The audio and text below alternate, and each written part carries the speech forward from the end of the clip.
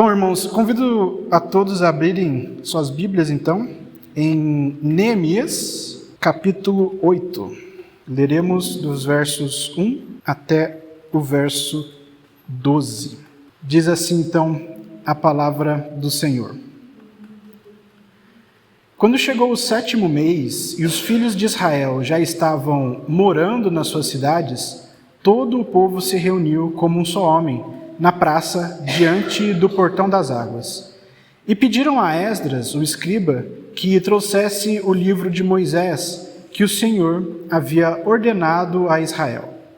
Esdras, o sacerdote, trouxe a lei diante da congregação, composta por homens, mulheres e todos os que eram capazes de entender o que ouviam. Era o 1º dia do 7º mês. Esdras leu o livro em voz alta diante da praça que fica em frente ao portão das águas, desde o amanhecer até o meio-dia, na presença dos homens, das mulheres e dos que podiam entender. E todo o povo tinha ouvidos atentos ao livro da lei. Esdras, o escriba, estava num púlpito de madeira que fizeram para aquele fim. Estavam em pé ao lado dele, à sua direita, Matitias, Sema, Anaías, Urias, Ilquias e Maaseias. E à sua esquerda estavam Pedaías, Misael, Malquias, Hassum, Rasbadana, Zacarias e Mesulão. Esdras abriu o livro à vista de todo o povo, porque se encontrava num lugar mais elevado do que todo o povo. Quando abriu o livro, todo o povo se pôs em pé. Esdras levou o Senhor, o grande Deus, e todo o povo, levantando as mãos, respondeu: Amém, Amém. Inclinaram-se e adoraram o Senhor com o rosto em terra. E Jesua, Bani, Serebias, Jamim, Acube, Sabetai, Odias, Maaseias, Quelita, Azarias, Josabade, Anã, Pelaías e os levitas ensinavam a lei ao povo, e o povo permanecia no seu lugar. Eles iam lendo o livro da lei de Deus, claramente dando explicações de maneira que o povo entendesse o que se lia. Neemias, que era governador, e Esdras, sacerdote e escriba, e os levitas, que ensinavam o povo, disseram a todos: Esse dia é consagrado ao Senhor, nosso Deus, e por isso vocês não devem prantear nem chorar. Porque todo o povo chorava ouvindo as palavras da lei. Então lhes disse: Agora vão, comam e bebam o que tiverem de melhor, e mandem porções aos que não têm nada preparado para si, porque esse dia é consagrado ao nosso Senhor. Portanto, não fiquem tristes, porque a alegria do Senhor é a força de vocês. Os levitas tranquilizaram todo o povo, dizendo: Acalmem-se, porque esse dia é santo. Não fiquem tristes. Então todo o povo se foi para comer, beber, mandar porções aos que nada tinham e fazer uma grande festa, porque tinham entendido as palavras que lhes foram explicadas. Muito bem, irmãos, na pregação de hoje, então, eu não vou encerrar a série de reconstrução, a respeito de reconstrução das nossas vidas, da comunidade, das nossas famílias, mas hoje encerramos de qualquer maneira o livro de Neemias. Eu vou fazer um breve resumo dos próximos capítulos, mas tudo vai ser um pouco acelerado, mas não tem muitas coisas acontecendo.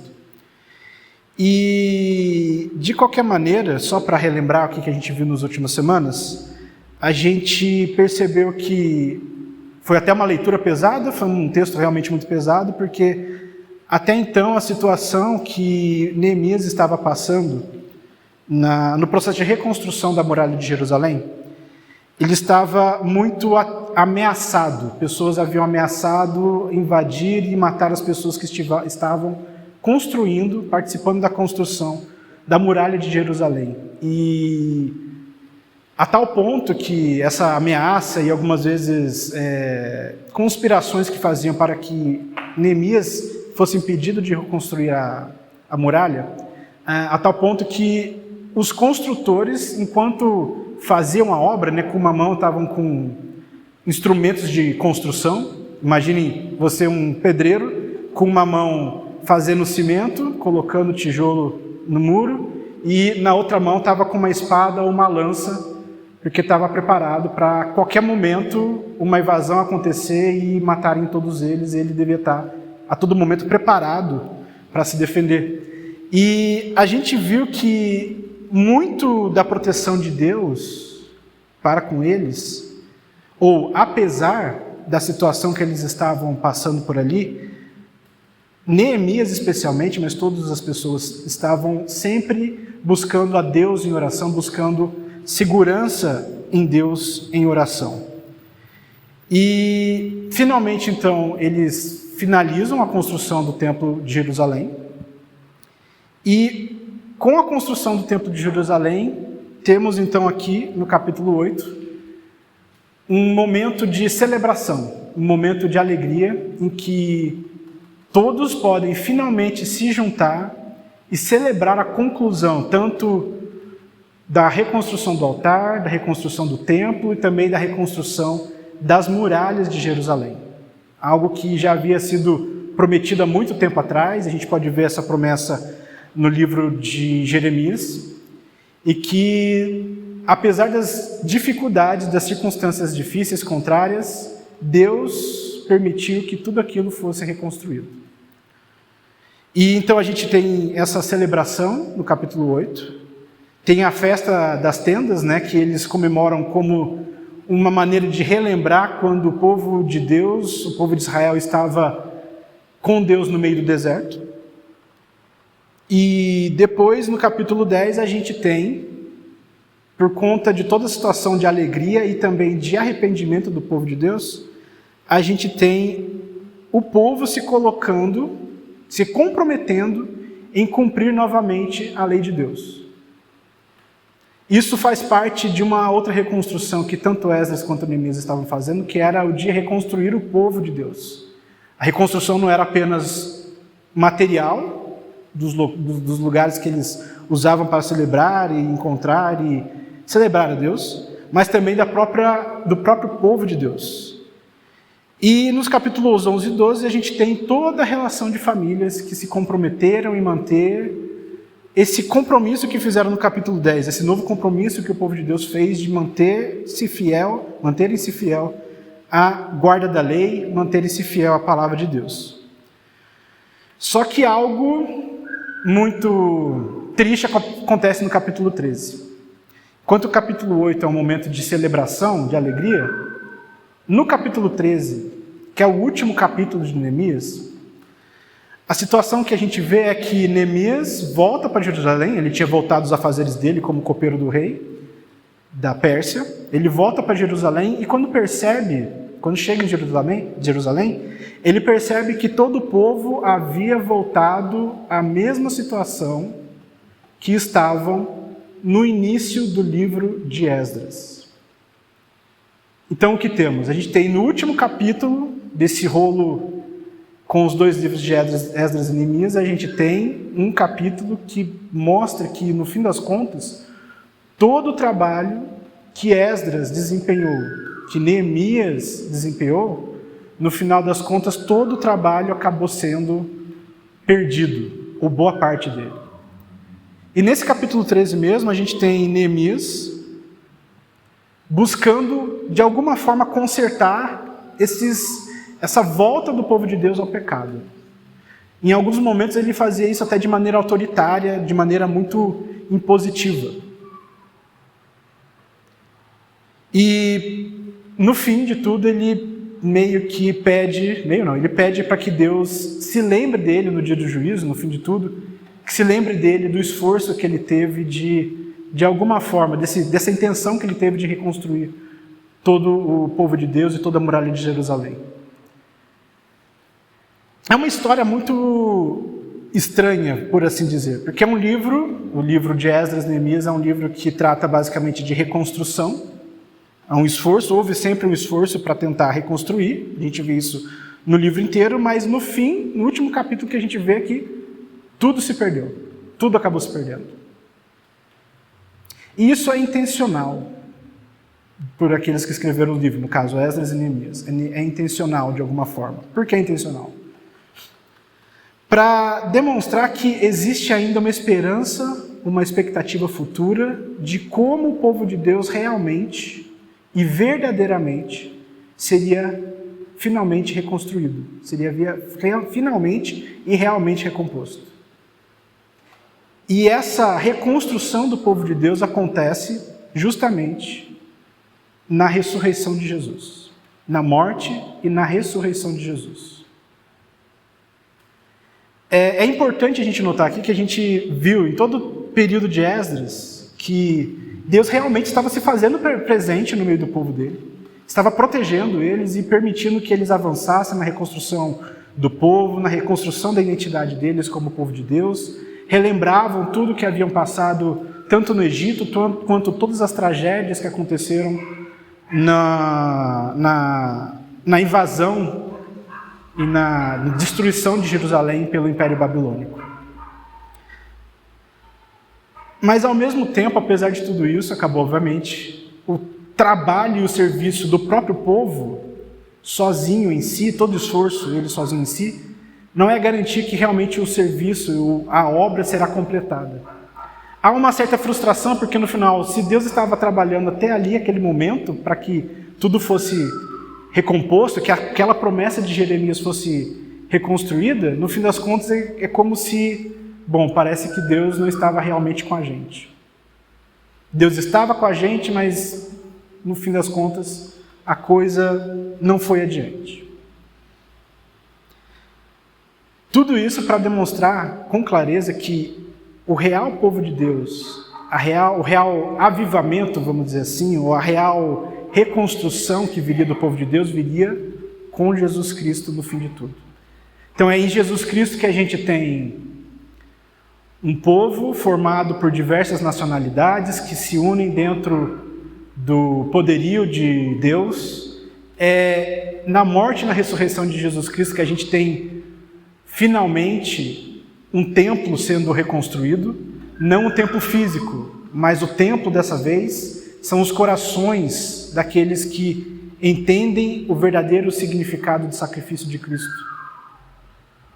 Nossos corações acabam se transformando nesse templo que há tanto tempo os judeus tentaram reconstruir. Então, quando a gente fala de reconstrução, a gente está falando do texto aqui de Neemias e Esdras, inclusive foi o ponto focal da semana passada, muito da reconstrução, muito das batalhas que acontecem, muito do que acontece nas nossas vidas, não é algo simplesmente material, mas é também algo espiritual.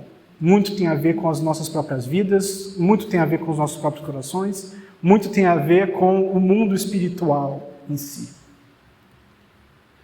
E a lição que eu puxo, pelo menos dessa leitura do texto que a gente fez do capítulo 8, retoma ao que a gente viu há algumas 6 ou 7 semanas atrás, se eu não me engano, quando a gente viu a respeito de adoração, a respeito da importância da adoração na reconstrução das nossas vidas. A primeira pregação que eu coloquei dentro dessa série falava como, para nossas vidas serem realmente reconstruídas por Deus, a primeira coisa que a gente precisa fazer é adorar a Deus verdadeiramente, com todos os nossos corações, com alegria, desejando de fato estar na presença dEle, desejando de fato honrar e glorificar o nome dEle. Se nós adoramos ou louvamos simplesmente de maneira mecânica, sem pensarmos muito no que estamos fazendo, no fim das contas, é uma adoração vazia, um louvor vazio. E quando eu falei isso, a principal emoção que eu coloquei, para a gente relembrar, foi justamente a emoção da alegria. A gente não consegue adorar ou louvar, ou até mesmo cantar qualquer música que seja. Bom, embora algumas músicas nem sempre, mas geralmente a gente só canta quando a gente está alegre. Ou pelo menos a gente está buscando ficar alegre. A gente usa a música para tentar, de alguma forma, colocar o nosso mood em ordem, nos alegrarmos de alguma forma. A música tem esse poder. E o que a gente vê aqui é que a alegria é a coisa mais importante que Esdras e Neemias falam para o povo se preocupar naquele momento, que é a reconstrução do templo de Jerusalém, da cidade de Jerusalém, havia sido realizada. Se os irmãos se lembrarem da leitura que a gente fez, os irmãos começaram a ouvir a leitura da palavra de Deus, feita por Esdras, e eles começaram a chorar. E o choro aqui é de um segundo elemento que daqui a pouco eu vou falar, que está muito ligado à alegria. Mas antes que eles começassem a chorar, Esdras de imediato fala: olha, não chorem, se alegrem, hoje é dia de festejar, festejem. E o que mais chama atenção aqui, que ele fala para o povo de Deus, é: a alegria do Senhor é a nossa fortaleza. A alegria do Senhor é a nossa fortaleza. E, de novo, isso é muito interessante e é muito bonito se a gente ver dentro do próprio escopo de Neemias. Porque todo o livro de Neemias, o que eles estavam fazendo? Estavam se esforçando para reconstruir uma muralha. Estavam se esforçando para construir muros que protegiam a cidade. No nosso mundo atual, cidades muradas, cidades cercadas por muros não fazem muito sentido, porque hoje em dia a gente favorece comércio, troca de informações, de contatos comerciais, conexões, intercâmbios. A gente favorece até mesmo viagem. Não, o bom é ir viajar. E por conta disso, dessa nossa nova mentalidade moderna de não, vamos viajar, vamos para tal cidade, vamos para tal cidade, tal cidade. As cidades não precisam ser muradas. Por isso elas são ligadas por estradas de alta velocidade, quando não tem buraco, né?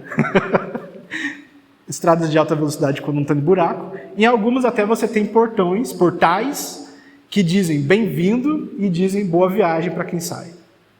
As cidades hoje, elas favorecem. Não, venha, nós te recebemos. A questão é que nessa época, uma cidade que não era murada significava que estava em grande risco de ser totalmente destruída. E a gente viu isso na própria construção da muralha de Jerusalém. Eles estavam correndo para reconstruir, porque senão eles seriam mortos. Naquela época, países invadiam outros países, cidades invadiam outras cidades. E a segurança, a garantia de sobrevivência de uma cidade era a integridade física da muralha, da fortaleza deles. E isso é muito bonito dentro do texto de Neemias, que eles acabaram de reconstruir uma muralha. Mas o que Esdras está falando para eles é que, olha, a nossa real fortaleza, a nossa real muralha, a nossa real proteção é a alegria de Deus, é a alegria do Senhor. Essa é a nossa verdadeira segurança. E como saber se a gente realmente tem essa segurança? Como é que a gente sabe que Deus realmente está alegre com a gente? Como é que a gente sabe que Deus está satisfeito ou contente conosco? Simples. Basta olharmos para a cruz. E essa é a única garantia que a gente tem. E é, na verdade, a coisa mais importante que a gente tem. Nenhuma bênção que a gente tenha, nenhum desafio ou dificuldade que a gente passa, tudo isso, de fato, demonstra a alegria e a satisfação de Deus em nossas vidas, como Ele cuida da gente. Em todos os momentos, difíceis ou alegres. Deus realmente cuida da gente e a gente tem segurança nisso. Mas o que realmente dá segurança, alegria e certeza de que Deus se alegra conosco é porque uma vez Deus se apresentou para a gente e nos chamou. Nos chamou para fazermos parte da família dele. Nós fazemos parte da família dele, nós nos achegamos e fazemos parte da mesma missão dele, de levar e avançar o reino de Deus. Nós não merecemos nada, ainda assim, ele nos abriu as portas da casa dele, da vida dele, e permitiu que nós entrássemos. Ele nos chamou. Pode parecer muito repetitivo isso, de eu falar toda vez, todo domingo, a respeito do Evangelho, do que é o Evangelho, no caso, qual é o significado da cruz. Mas se nós não nos lembramos disso, se nós não lembramos da alegria de Deus em nossas vidas através da morte de Jesus, nós corremos profundo risco de vivermos as mesmas coisas que o povo de Jerusalém viveu aqui no tempo de Neemias. Veja, e aqui a gente entra no segundo ponto. Aquilo que permite que nós tenhamos plena alegria em Deus e plena certeza da alegria de Deus em nós, por nós, é o arrependimento. E arrependimento é aquilo que eles estavam começando a fazer, mas Esdras falou, não, agora não, esse não é o momento. O momento aconteceu no capítulo seguinte. Foi na sequência. Arrependimento. Conforme Esdras lia o texto da palavra, as pessoas foram percebendo a gravidade dos pecados, a gravidade dos erros da vida dela. E por conta disso mesmo, eles se colocaram em pranto, começaram a louvar, a adorar a Deus com o rosto no chão, devido à vergonha, devido ao arrependimento. E fizeram várias coisas que tinham até validade de comprovar que, não, daqui para frente a gente realmente está arrependido. A gente vai realmente amar a Deus. Só que, obviamente, eles não tinham Cristo naquela época. Hoje nós temos. Quando nós entendemos o real significado do sacrifício de Cristo, de que Ele morreu por nós, quando nós não tínhamos nenhum merecimento, nenhum mérito, nós não deveríamos ter sido salvos. Nós não merecemos nada. E ainda assim, Ele morreu por nós. Isso é mais do que suficiente para a gente entender que Deus nos ama, que Deus se alegra conosco. E, aliás, Ele usa as nossas vidas, apesar das nossas falhas. É praticamente a mesma coisa que Neemias passa no final do capítulo 13. Neemias tentou restabelecer o povo de Jerusalém. E apesar das dificuldades dele, das falhas dele, e aliás, apesar das dificuldades do povo, Deus ainda assim estava usando ele e a eles todos para que em algum momento Jesus pudesse nascer e salvar todos os nossos pecados. Deus nos usa apesar das nossas dificuldades, Deus nos usa apesar dos nossos pecados. E é por isso também que a gente pode se alegrar, porque Ele se alegra em nós, mesmo sendo pecadores, sendo falhos e não conseguindo fazer nada direito. Nada direito. E é aí que a gente consegue se alegrar e seguir em frente, e a partir dessa alegria a gente se arrepende. Uma coisa muito importante que é legal a gente pensar, ou pelo menos eu explicar a respeito, por exemplo, da liturgia. Liturgia a gente geralmente acaba passando batido, mas existe um motivo porque o momento de confissão de pecados na liturgia acontece especificamente antes do momento do louvor. Porque quando a gente se arrepende e pede perdão para Deus pelos nossos pecados, a gente de fato reconhece que a gente depende totalmente dele. E depois que a gente percebe que depende totalmente dele e que ele está trabalhando em nossas vidas, a gente pode, com o coração leve, tranquilo, louvar a Deus com alegria. O louvor é um momento de alegria porque nós sabemos que Deus nos ama.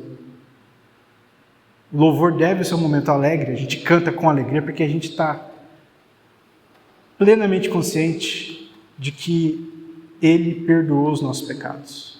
E Ele se alegra em nós, apesar dos erros que a gente acabou de confessar para Ele. E, para finalizar, um assunto, entrando meio que no assunto do momento, embora agora tenha dado uma abaixada, a respeito do avivamento. Provavelmente os irmãos viram que lá nos Estados Unidos tem uma igreja dentro de uma universidade, né? O avivamento de Asbury, que eles chamam. Parece que um outro avivamento similar começou a acontecer em uma outra igreja lá nos Estados Unidos, muito parecido. Mas o principal manchete é que essa igreja em Asbury está passando por um momento de avivamento e que, aliás, o culto até hoje não terminou, acho que já fazem 2 semanas, provavelmente. E esse avivamento, eu acho que é uma amostra de como nós devemos viver as nossas vidas especialmente comparando com o texto que a gente acabou de ler aqui, em Neemias. A gente acabou essas 8 semanas estudando Neemias. Por quê? Em Asbury, eu fiquei sabendo de um relato, acompanhei vários pastores falando a respeito de o que é que está acontecendo lá, como é que está acontecendo, ou por que é que tudo aquilo começou. E eles relataram que nada de extraordinário, tudo começou com um culto normal, simples. O pastor estava fazendo uma pregação em Romanos, super simples. O pessoal havia cantado músicas comuns, hinos, como a gente geralmente canta aqui.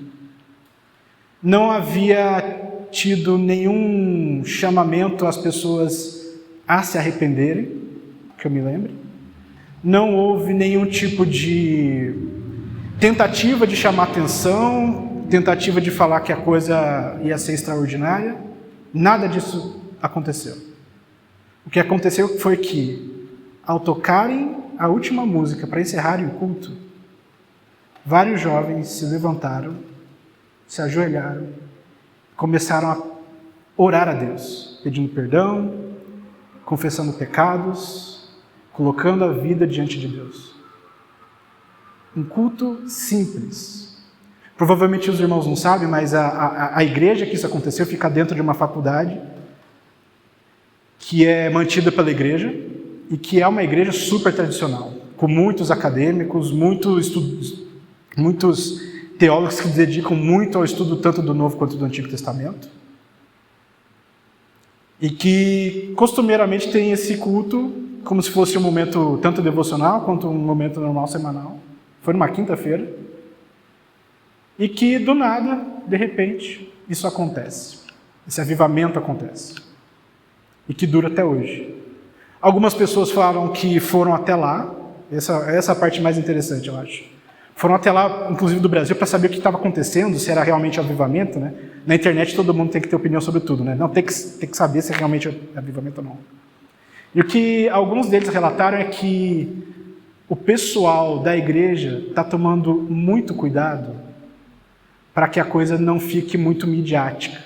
Porque sempre corre o risco das pessoas se envaidecerem num momento desse, e sempre corre o risco de tudo virar muito midiático e aparecer. Então, o que o próprio pessoal da igreja está fazendo? O próprio pessoal da igreja está falando, olha, não transmitam esse culto, esse momento nas redes sociais, no YouTube. Tem gente fazendo, mas a orientação da igreja é que não faça.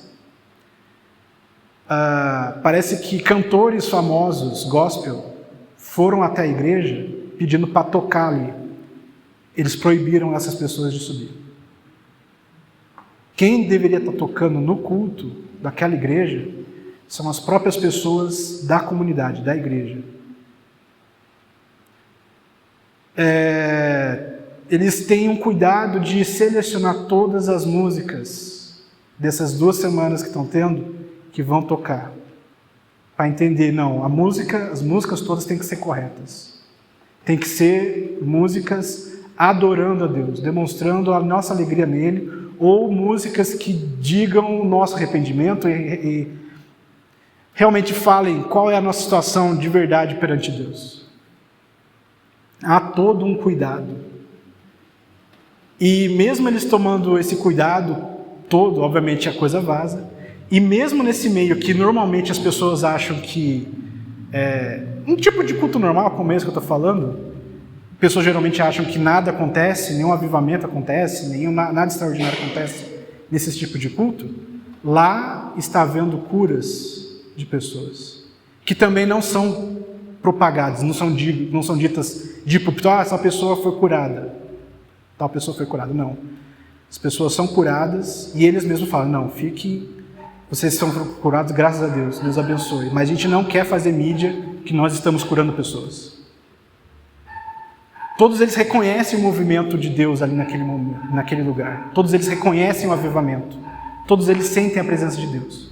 Mas tudo é feito com simplicidade, com cuidado, com o coração no lugar correto. E a lição que a gente pode tirar dessa comparação que a gente vê em Asbury com o próprio texto de Neemias é que Deus realiza um avivamento quando Ele quer, no momento que Ele quer. Não depende da gente. Acontece sempre segundo a vontade de Deus, segundo o mover do Espírito. Mas ainda uma questão muito importante. As pessoas da igreja, da comunidade, têm que estar preparadas para o avivamento. Se elas não estiverem preparadas para o avivamento, nada vai acontecer. Ou talvez aconteça por um momento e depois tudo cessa. Assim como a parábola do semeador que Jesus fala, né? O semeador saiu a jogar sementes pelo caminho. Algumas sementes caíram em solo rochoso, algumas sementes caíram em solo sujo. Somente lá no final, algumas sementes caíram em solo apropriado para que as plantas crescessem. Assim como as nossas vidas precisam estar de alguma forma preparadas para receber a mensagem do Evangelho, receber a mensagem de Cristo, as nossas igrejas também têm que estar preparadas para um momento de avivamento. Algumas vezes a gente acha que avivamento também é coisas extraordinárias, mas podem ser coisas pequenas que a gente nem percebe. Pode ser realmente, por exemplo, a disposição de pessoas se juntarem para orar. Pode acontecer com a disposição da igreja em amparar tragédias que acontecem. Como a própria Nelly colocou no grupo hoje, né? Tragédia lá no litoral de São Paulo, que a igreja da congregação cristã se juntou para poder dar amparo às pessoas. A gente acha que não é avivamento, mas isso é avivamento. Especialmente no mundo que as pessoas têm perdido o amor. Os filhos não amam mais os pais, as mães não amam mais os filhos. Problemas familiares. Pessoas, crianças geralmente, né, que a gente vê muito caso de criança, com mentes totalmente poluídas, que não respeitam mais nem mesmo os pais e os professores. Em meio a tudo isso, às vezes demonstração de amor e carinho, porque Deus mexeu em nossos corações, já é um sinal de avivamento. A gente precisa ter sempre o coração preparado para receber um avivamento nas nossas próprias vidas, nas vidas da nossa comunidade, nas vidas das nossas famílias, e esperar pelo momento que Deus vai realizar o mover dele dentro daquela comunidade. Vamos orar, irmãos. Senhor bondoso Deus e eterno Pai, somos gratos a Ti, Senhor, por essa palavra, Deus, que o Senhor coloca em nossos corações. Somos gratos a Ti, ó Deus, porque sabemos que o Senhor se alegra conosco, porque deu Seu Filho para morrer por nós. Podemos nos esquecer muitas vezes, podemos acabar não percebendo o cuidado que o Senhor tem conosco, podemos esquecer muitas vezes da importância do real significado da mensagem do Evangelho, Deus. Mas nos ajuda, Deus, por isso mesmo, a constantemente lembrarmos do sacrifício de Jesus e por isso da alegria que o Senhor tem por nós, ó Deus. Nós não merecemos nada, nós não precisávamos nem mesmo, não merecemos nem mesmo que o Senhor nos usasse e nos resgatasse, mas ainda assim o Senhor se agrada em resgatar pessoas perdidas. O Senhor se agrada em recuperar aqueles que estavam distantes de Ti. Pedimos que o Senhor continue trabalhando nos nossos corações, ó Deus, para que constantemente reconhecemos essa alegria, esse amor que o Senhor tem por nós e nos arrependamos dos nossos pecados, dos nossos erros, das nossas falhas. E pedimos, Senhor, que o Senhor nos use apesar dos nossos defeitos. Pedimos que o Senhor esteja preparando um solo fértil em nossos corações, nossas famílias e em nossas comunidades, ó Deus. Esteja, Senhor, preparando-nos para podermos avançar o Seu reino de maneira mais propositiva, mais contundente, mais intencional. Ajuda-nos, Senhor, na nossa dificuldade. Esteja conosco. Em nome de Jesus. Amém.